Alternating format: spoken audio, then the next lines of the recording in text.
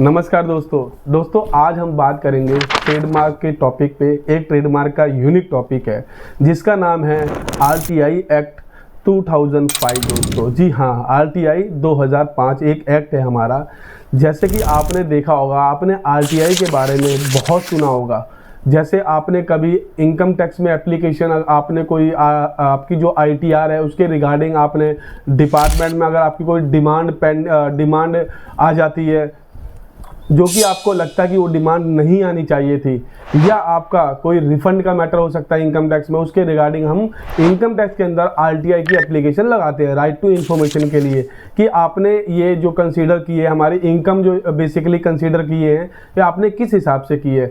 या आपका कोई जीएसटी का कोई हो सकता है, आपने जीएसटी के अंदर आरटीआई लगाई हो सकता है आपने एमसीडी डिपार्टमेंट में आरटीआई लगाई हो। बहुत सारे डिपार्टमेंट है दोस्तों इंडिया के अंदर, तो आपने अलग अलग डिपार्टमेंट में आरटीआई लगाई होगी पहले, और हो सकता है ना भी लगाई हो। लेकिन मैं आज जो आरटीआई के बारे में बात करूंगा, जी हाँ दोस्तों, आज जो स्पेशल आरटीआई के बारे में बात करूंगा मैं ट्रेडमार्क एक्ट के बारे में। जी हाँ दोस्तों, कि ट्रेडमार्क के अंदर इसका यूज़ क्या है, आप ट्रेडमार्क के अंदर आरटीआई कैसे फाइल कर सकते हैं, क्या प्रोसेस है, क्या डॉक्यूमेंट्स लगेंगे, क्या गवर्नमेंट फीस है। दोस्तों पूरा कंप्लीट नॉलेज मैं आपको इस वीडियो के अंदर दूंगा। दोस्तों सबसे पहले आरटीआई के बारे में मैंने बता दिया, राइट टू इन्फॉर्मेशन। इसमें राइट टू इन्फॉर्मेशन का मतलब है, आप किसी भी डिपार्टमेंट में जब एप्लीकेशन को फाइल करते हैं तो आप अपनी एप्लीकेशन का बेसिकली एक स्टेटस पता करते हैं, चाहे आपका जो एप्लीकेशन है किस स्टेज पे है। इस टाइप से आप अलग अलग डिपार्टमेंट में जब फाइल करते हैं दोस्तों। अब जो ट्रेडमार्क का इसके अंदर रोल क्या है दोस्तों, हमने देखा है बहुत सारे हमारे स्टार्टअप फाउंडर हैं, हमारे कंपनी के डायरेक्टर हैं, सीईओ हैं, एमडी हैं, पार्टनर प्रोप्राइटर हैं, बहुत सारे और जो लीगल ओनर होते हैं दोस्तों कंपनी के या आपका फर्म का एलएलपी के, जो भी फाउंडर होते हैं कंपनी के, वो लोग क्या करते हैं जब स्टार्टिंग में अपना ट्रेडमार्क की एप्लीकेशन को फाइल करते हैं। जैसे आप कोई भी स्टार्टअप है, हम लोग एग्जांपल में लेते हैं, कोई भी स्टार्टअप है, अगर ग्रीन एनर्जी के उन्होंने फाइल करा है, स्टार्टअप है कोई, या पावर जनरेशन का स्टार्टअप है, कोई भी स्टार्टअप हो सकता है, ये तो एटलीस्ट हमने एग्जांपल लिया है। अगर वो ट्रेडमार्क की एप्लीकेशन को फाइल करते हैं, जी हाँ दोस्तों, और ट्रेडमार्क के ऊपर आपने देखा होगा जो एग्जामिनेशन रिपोर्ट का जो टाइम फ्रेम होता है 6 महीने, 8 महीने या 4 महीने में भी हो जाता है। लेकिन कभी कभी हमने देखा है वर्कलोड के हिसाब से जो भी हमारे एग्जामिनर, जो हमारे रजिस्ट्रार या एग्जामिनर होते हैं, जब वो उनके पास वर्कलोड ज़्यादा होता है तो दोस्तों थोड़ा बहुत टाइम तो लगता ही है जब कोई काम होता है, क्योंकि कोई भी डिपार्टमेंट का जो अफसर या गवर्नमेंट अधिकारी होगा, ऑफिसर होगा गवर्नमेंट, वो जल्दीबाजी में आपका काम गलत नहीं करेगा दोस्तों। थोड़ा काम लेट जरूर हो सकता है लेकिन सही तरीके से होगा वो काम।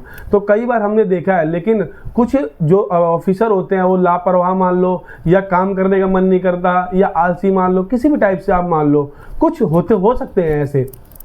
लेकिन जैसे कि हमने बताया, जो आपकी ट्रेडमार्क आपने फाइल करी है तो उसमें एग्जामिनेशन रिपोर्ट नहीं इशू हुई है, तो आप आरटीआई फाइल कर सकते हैं एग्जामिनेशन रिपोर्ट के लिए कि हमारी एग्जामिनेशन रिपोर्ट अभी तक क्यों नहीं इशू हुई है। ये तो पहली चीज़ होगी। देन जब अगर हम मानते हैं एग्जामिनेशन रिपोर्ट फाइल हो गई, उसके बाद का प्रोसेस है कि उसके बाद हमारी एप्लीकेशन को ऑब्जेक्शन आया, उसका रिप्लाई दो, या ऑब्जेक्शन नहीं आता है, या कोई हेयरिंग है ट्रेडमार्क की, आपकी हेयरिंग की डेट आपको अलाउ नहीं हो रही है दोस्तों, या आपने आपके ट्रेडमार्क के ऊपर किसी ने अपोज फाइल कर दिया, आपको काउंटर फाइल करना है, आपका काउंटर उस पर अपडेट नहीं हो रहा है, आपने जो एविडेंस फाइल करे हैं दोस्तों, आपके एविडेंस पोर्टल पे रिफ्लेक्ट नहीं हो रहे हैं, आपका ट्रेडमार्क रिन्यूअल होना था बट आपके पास कोई रिन्यूअल का नोटिस आया ही नहीं है दोस्तों। तो दोस्तों कई सारी एप्लीकेशन, इसमें बहुत सारा, अगर हम इसको पढ़ेंगे ट्रेडमार्क एक्ट को, और जब आरटीआई एक्ट पढ़ेंगे ट्रेडमार्क के अंदर, तो हम देखेंगे बहुत सारी इसके अंदर एप्लीकेशन का जो प्रोसीजर है, जो एप्लीकेशन का स्टेटस है, किस किस टाइप से कहाँ कहाँ इसको देखना है, ट्रेडमार्क का हेयरिंग का नोटिस है, या ट्रेडमार्क का अपोजिशन हो गया, ट्रेडमार्क का रिप्लाई हो गया, ट्रेडमार्क की एग्जामिनेशन रिपोर्ट हो गई, ट्रेडमार्क एडवर्टाइज का स्टेटस हो गया। बहुत सारे स्टेटस होते हैं, stage by stage, step by step ठीक है ना। जैसे स्टेप बाय स्टेप हर चीज़ का स्टेप होता है, पहले फाइलिंग का होता है, देन फिर एग्जामिनेशन का होता है, फिर उसका रिप्लाई का होता है, देन उसके बाद हियरिंग का प्रोसेस होता है, देन उसके बाद तो एडवर्टाइज हो जाता है। 120 दिन बाद आपका ट्रेडमार्क रजिस्टर्ड हो जाता है। जी हाँ दोस्तों, आफ्टर एडवर्टाइज 120 दिन बाद आपका ट्रेडमार्क रजिस्टर्ड हो जाता है दोस्तों। अगर कोई पार्टी, थर्ड पार्टी अगर आपके ट्रेडमार्क को अपोज नहीं करती, अगर उसको किसी प्रकार का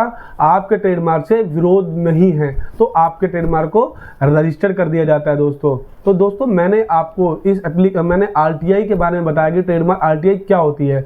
अब इसका जो फाइलिंग का प्रोसेस होता है वो क्या होता है दोस्तों, आपको एक आरटीआई एप्लीकेशन रेडी करनी होगी दोस्तों, बिल्कुल केयरफुल तरीके से अप्लाई करना होगा। देन उसको आप खुद, अगर आपको लॉ की नॉलेज है, बेसिकली लॉ के साथ आईपीआर लॉ की नॉलेज, इंटेलेक्चुअल प्रॉपर्टी राइट्स है जो हमारा, उसकी नॉलेज होना बहुत जरूरी है दोस्तों। जब उसकी नॉलेज है आपको, उसके बाद आप एक एप्लीकेशन को ड्राफ्ट करेंगे सही तरीके से। ट्रेडमार्क की एप्लीकेशन जो आरटीआई एक्ट के हिसाब से फाइल होना चाहिए, उसके अंदर आपके जो एप्लीकेशन है उसमें ट्रेडमार्क एप्लीकेशन नंबर होना चाहिए, ट्रेडमार्क का जो भी आपका ट्रेडमार्क की डिटेल है, एप्लीकेशन नंबर हो गया, ट्रेडमार्क क्लास हो गई, कौन सी क्लास में आपने फाइल करा है, ट्रेडमार्क का ब्रांड नेम है, डिवाइस है, लोगो है, ठीक है ना, वर्ड मार्क है, किस हिसाब से आपने इसको फाइल किया दोस्तों, पूरी आप उसको एक्यूरेट उसको रेडी करेंगे दोस्तों। आफ्टर रेडी जो कुछ नॉमिनल सी गवर्नमेंट फीस है, आप डिपार्टमेंट में जब आप फाइल करेंगे आपको पता लग जाए कितनी नॉमिनल फीस है, बहुत ज़्यादा फीस नहीं है, नॉमिनल इन द सेंस 100-200 रुपये गवर्नमेंट फीस जो भी इसकी होगी इसी के अंदर में है, इससे बाहर नहीं है, ठीक है ना दोस्तों। तो आपका जो नॉमिनल फीस है आप डिपार्टमेंट से बात कर सकते हैं, ट्रेडमार्क ऑफिस जा सकते हैं आप, या किसी ट्रेडमार्क अटॉर्नी कंसल्टेंट से भी बात कर सकते हैं, या आप हमारी टीम से भी बात कर सकते हैं। आपको नंबर मिल जाएगा कि ट्रेडमार्क की गवर्नमेंट फीस क्या है, क्या प्रोसेस है फाइलिंग करने का, क्या क्या डॉक्यूमेंट्स लगेंगे दोस्तों। तो पूरा प्रोसेस मैंने आपको ये बताया दोस्तों। मैं ज़्यादा ना टाइम लेते हुए इस वीडियो को मैं यही विराम करूंगा दोस्तों प्लीज़ इस वीडियो को लाइक करें, सब्सक्राइब करें और शेयर जरूर करें। धन्यवाद दोस्तों।